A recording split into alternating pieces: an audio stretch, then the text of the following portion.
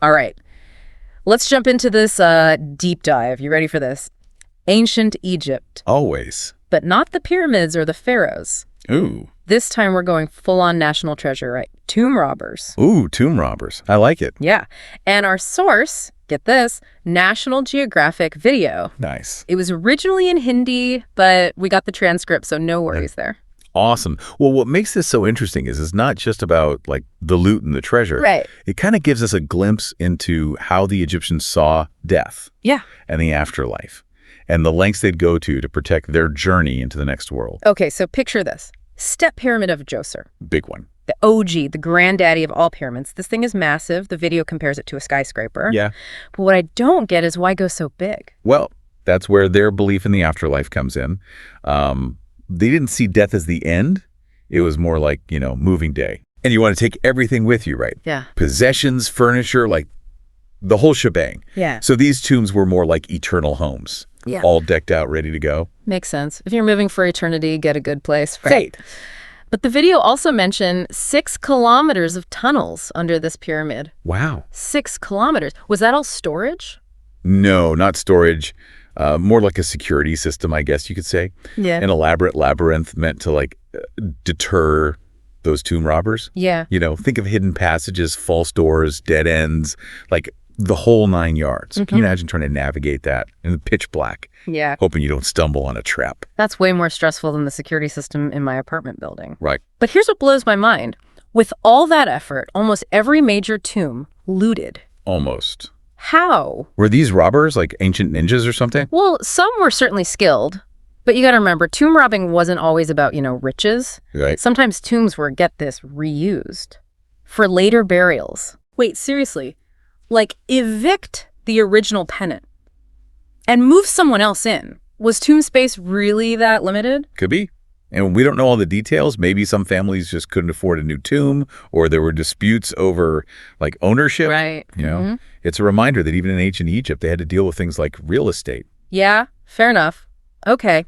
So, recycled tombs, but what about the straight-up treasure hunters, right? What happened if they got caught? Let's just say the Egyptians didn't mess around. Oh. The punishment for tomb robbing, often, impalement. Whoa, okay. Message received. Clearly the stakes were really high, right? Both for the tomb builders and the robbers. Definitely. It's like an ancient Egyptian game of cat and mouse played out over centuries. Right, the constant battle of wits and resources, each side trying to outsmart the other. So let's talk about some specific cases here. The video dives into this excavation at Deir el-Bahari, led by archaeologist Fathi Yassin. Now, this site was built way after the pyramids, like 1,500 years later. So clearly, tomb robbing wasn't just a fad. This was a serious problem. Ongoing problem. And for archaeologists today, it's so frustrating. Yeah.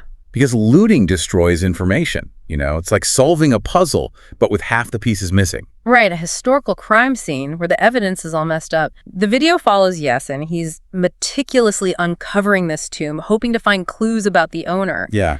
They even find a false door. Wasn't that something to do with the soul's journey? It was. Egyptians believed the Ka, the spirit, could pass through this fake door to receive offerings left by the living. It wasn't meant to fool robbers, though.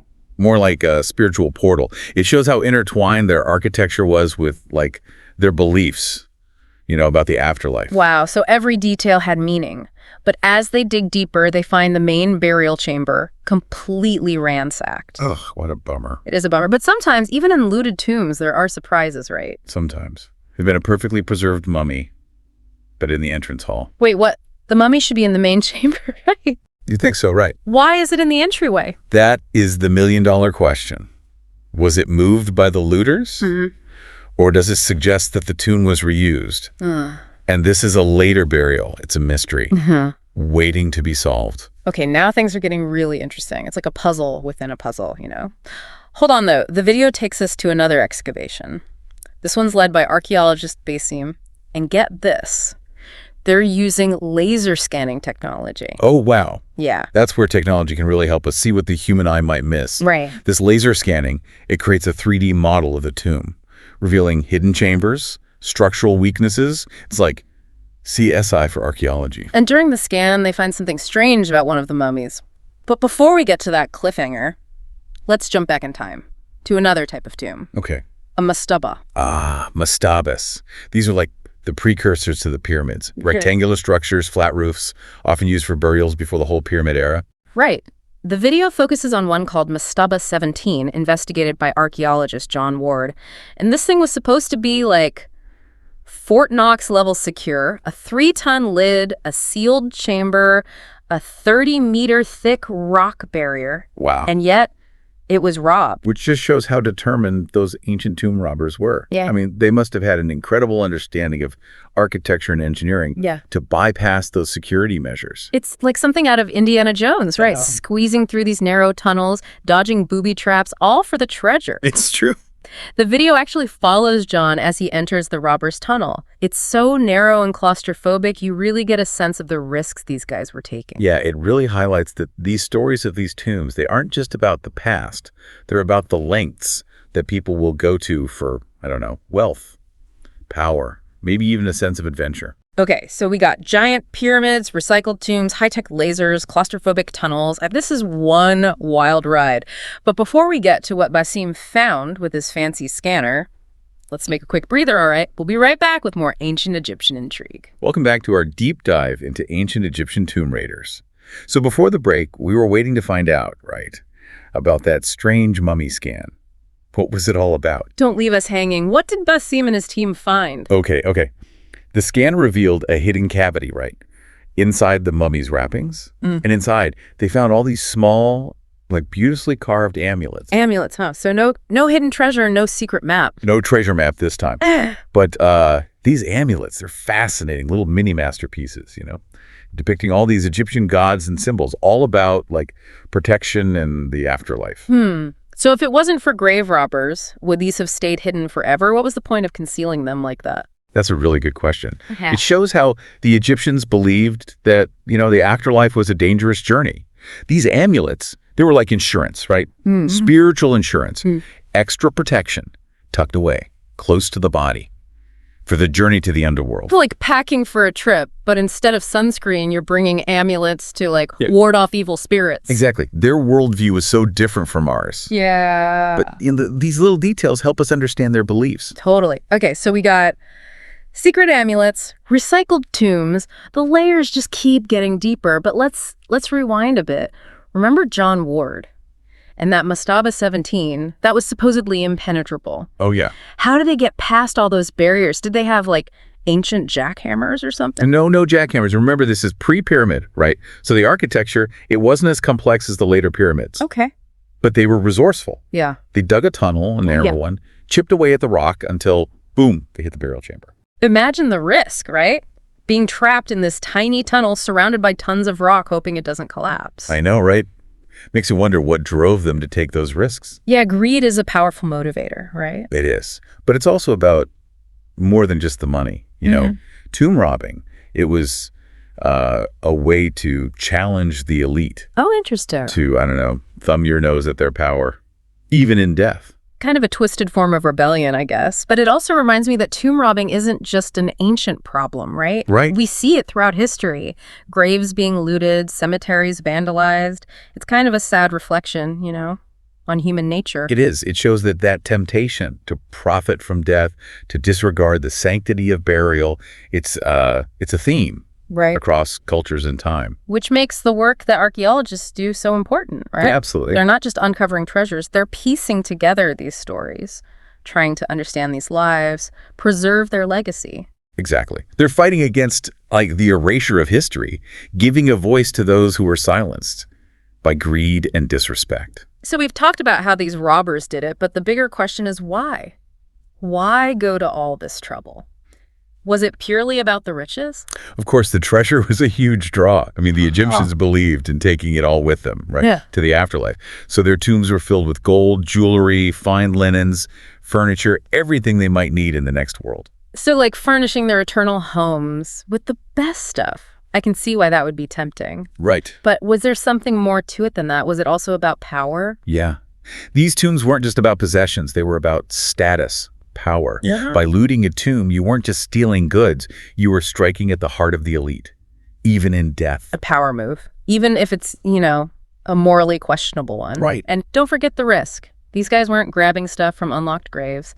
They were navigating complex tombs, dodging traps, facing who knows what dangers.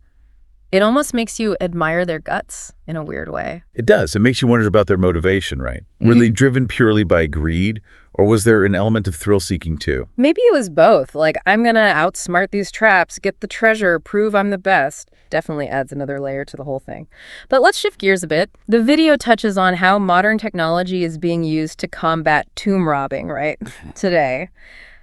What are some of the ways they're fighting back against these, modern day looters? We're back! And ready to wrap up this deep dive into ancient Egyptian tomb robbers. It's wild, how this topic has, revealed so much. It really has. Yeah. About their history, beliefs, even human nature. Yeah. But before we finish, one thing I keep thinking about, you mentioned tomb robbing wasn't always about riches. Oh, right. Sometimes tombs were, reused for later burial. Yeah. It's fascinating. Sure, it's like a practical side to their elaborate practices. I mean, space, especially prime burial real estate, must have been limited, right? Even back then. So it wasn't always grave robbers in the sneaky treasure hunting sense. It was more like tomb real estate agents. Huh. In a way. Yeah. Of course, we can't know their motivations, but it does add another layer of complexity to it all. It wasn't just pharaohs and treasure. Everyday people needed a place to spend eternity, too, That's true, but I bet it makes things harder for archaeologists trying to figure it all out. Oh, absolutely. Imagine trying to figure out which artifacts belong to which burial, if things have been moved around, mixed up over time. It's a meticulous process, for sure. Yeah. Analyzing layers, objects, inscriptions, anything that might give a clue about, the timeline and who was involved. It really is like a detective story, but with evidence that's thousands of years old. Exactly. Talk about a challenge. But sometimes those mixed up layers lead to the most interesting discoveries. Oh, for sure. Like that mummy, right? The one found in the entrance hall at Deir el-Bahari. It was so out of place. Exactly. Yeah. And that could be the key to unraveling the whole history of the tomb. Maybe a later burial, a reused space, a family connection we didn't know about. So even in a tomb that's been, disturbed, there's still so much to learn. It's like each piece, each inscription, it's a whisper from the past. Waiting for us to understand it. And that's what's so compelling about archaeology, It's not just about digging up objects. It's about giving a voice to the people who made them. Connecting with them across time, Yeah. Understanding their lives, their hopes, even their fears. And their desire to be remembered. Which brings us to, the sad reality. Tomb robbing continues in Egypt and around the world. It's a reminder that greed and disrespect for the past are still very much with us. It's heartbreaking to think of these irreplaceable pieces of history being destroyed just for profit. Right. What can we even do to protect these sites? Well, there's a lot of work being done, thankfully. Archaeologists, historians, law enforcement, local communities, they're all collaborating, trying to protect these sites, They're improving security, raising awareness, and fighting the illegal antiquities trade. It's good to know there are people fighting that fight, but it sounds like we all have a part to play too. Absolutely. We can support museums and archaeological organizations, educate ourselves about the problem, and just be mindful travelers. Yeah. It all makes a difference. The more people who care, the better we can protect the past. Well said. So, as we wrap up this deep dive into ancient Egyptian tomb robbers, it's clear that this topic, it's more than just tombs and treasure. Oh, for sure. It's a reflection on us, human nature, the power of belief, and why it's so important to protect the past. Couldn't agree more. History's not just in textbooks, it's alive. In the objects and the stories and the places we learn from. It's been an amazing journey. So everyone listening, next time you see a pyramid or a mummy, remember the stories we've uncovered, right? The pharaohs and the people who built their tombs, the robbers and the archaeologists fighting to preserve it all. And never stop being curious. Keep asking questions, keep exploring, and keep digging deeper. Until next time, keep diving deep.